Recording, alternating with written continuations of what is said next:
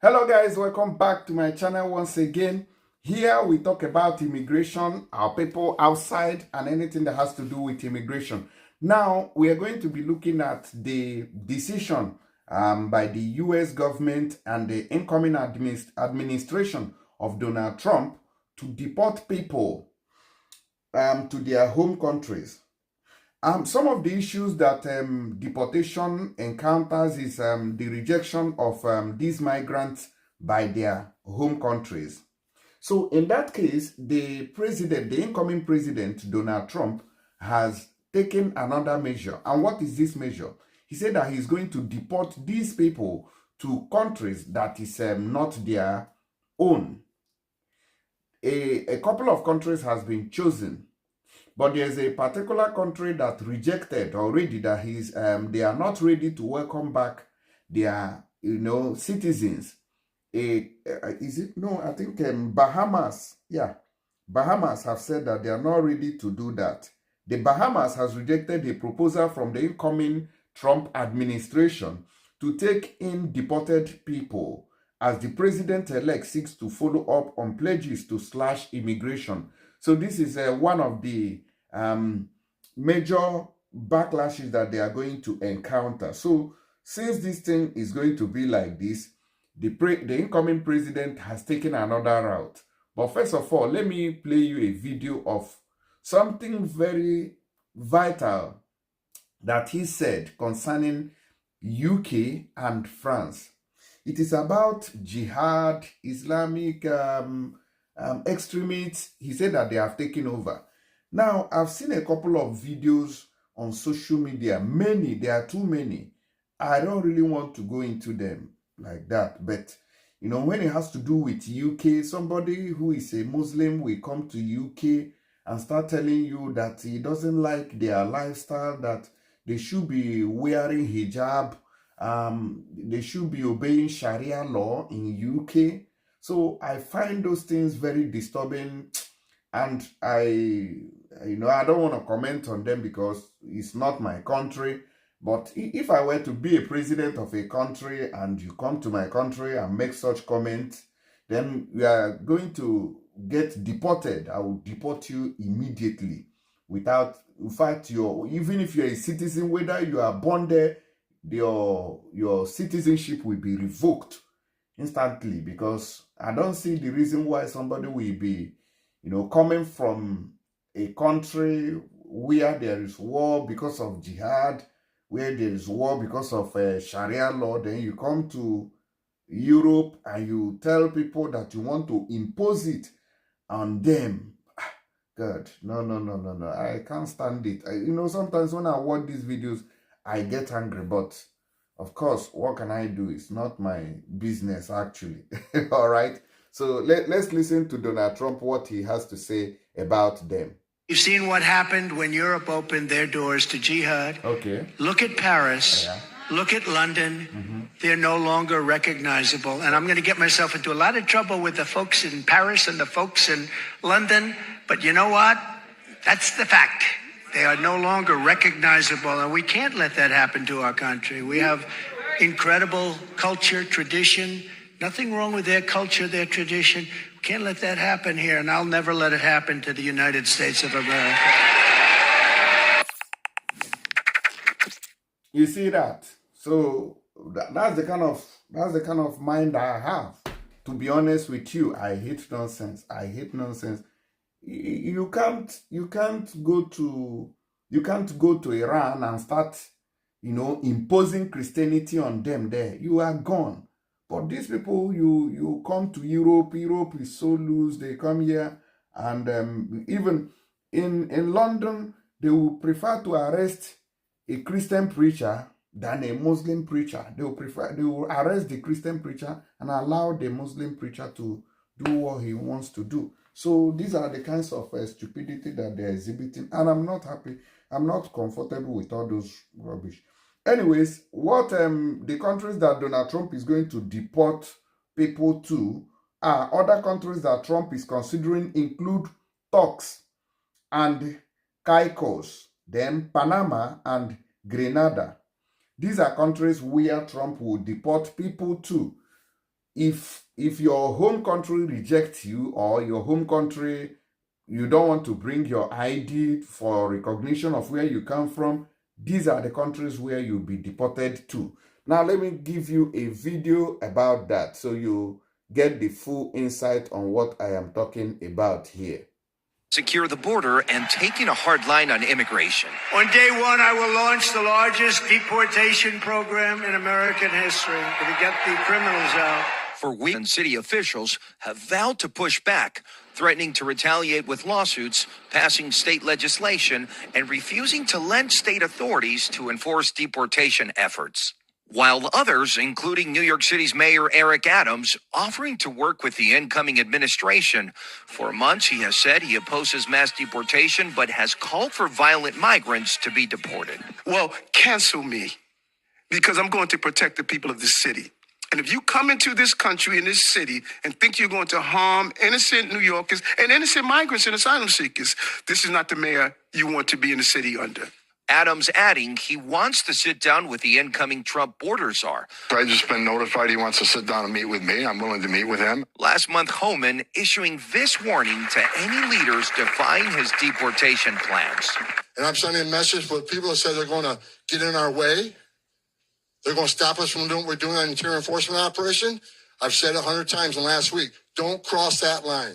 Immigration lawyers and activists painting a picture of who some of the first targets of that deportation effort could be. The nearly 180,000 migrants wearing ankle monitors as their immigration status is sorted out. Experts say those losing their case and receiving a deportation order would be some of the easiest to locate, including this woman, Romina, who spoke with Noticias Telemundo. Saying, I am afraid because I can't be in Colombia, making reference to the danger she, like many others, say they now fear if they are returned to their home country.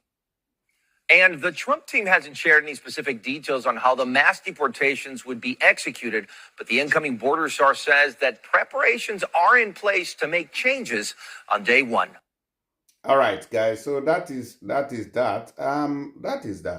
So some of these things are, like that woman is complaining that going back to her country, we pose a danger or threat to her.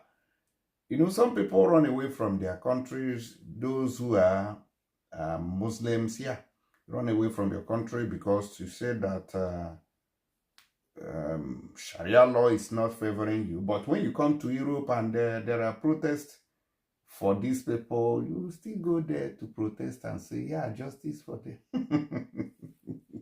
So sometimes it gets me confused. Something you are running away from. Like, for example, these people who are these LGBTQ people, transgenders and all the rest of them, when they come out, you see them dressing half naked, very awkward dressing. And then they come out and start saying, justice for Gaza, we stand with Palestinians, we do this, we stand, and my question is, since you stand with them, can you make a visit to that place just for 1 week or so we'll know how they will treat you? I don't know whether some people are mad or something, whether some people are mad. You come to another man's country and you want to impose your own ideology, your own religion on them. And if they don't even listen, you unalive them. This is very terrible situation that we found ourselves. And I'm always thinking about it. Anyways, guys, let me know what... I don't hate any religion. You can practice whatever, worship whatever you feel like worshiping. It's a free world. But trying to impose it on others is a... No. What Trump said is the right thing. He said that, no. They can't allow America to be like that. That's my type of person. Now listen to this. NBC News has now learned the Trump administration is preparing a list of places where it might deport migrants if their home countries will not accept them back. That's all according to 3 sources familiar with those plans. The specific details, though, they're still unclear, but Trump has repeatedly promised to carry out what he calls the largest deportation operation in American history once he takes office. NBC News Homeland Security correspondent Julia Ainsley joins us now with more on her exclusive reporting.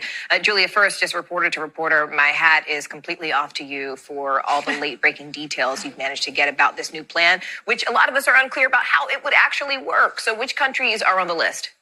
Yeah, Morgan. Well, as a reporter, sometimes we find these details and we don't exactly know the how. We just know what they're talking about. And in this case, they're talking about sending migrants who were arrested in the United States back to the countries of Turks and Caicos, Panama, Grenada, and the Bahamas, even though these migrants are not from there. This is their workaround when there are lots of migrants in this country from countries that won't take them back. Places like Venezuela, places like Cuba. China takes back very few of their migrants. So this would mean taking those nationals who are in the United States and putting them on planes to those countries. It's unclear if they would be able to work there, if they'd be able to stay there permanently in a legal way.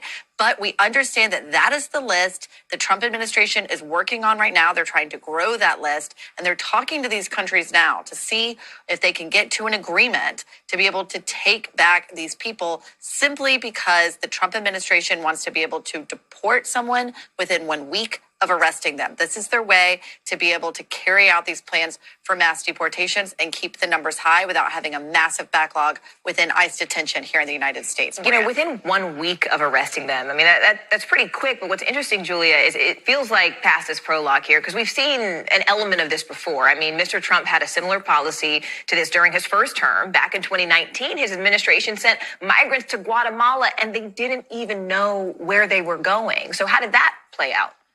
Yeah, that's right. We didn't get to see exactly what the full force of that policy could look like because COVID-19 happened and they started blocking migrants from crossing the border at all. But in the end of 2019, we saw the first flight. There was a Honduran man who was sent back to Guatemala.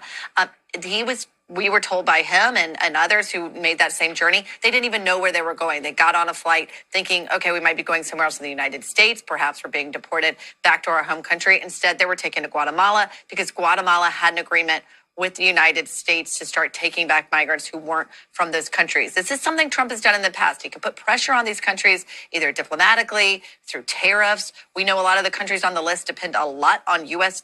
tourism right now. And so this is their way to try to really fully flex that policy, even though they were sued for it in the last administration. All right. Julia Ainsley from our D.C. Bureau there. Excellent reporting, Julia. Thank you.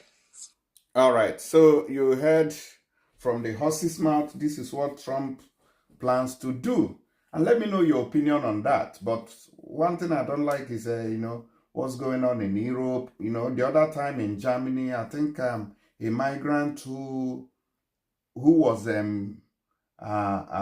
evading deportation, killed a police officer in Germany. All these things are not cool.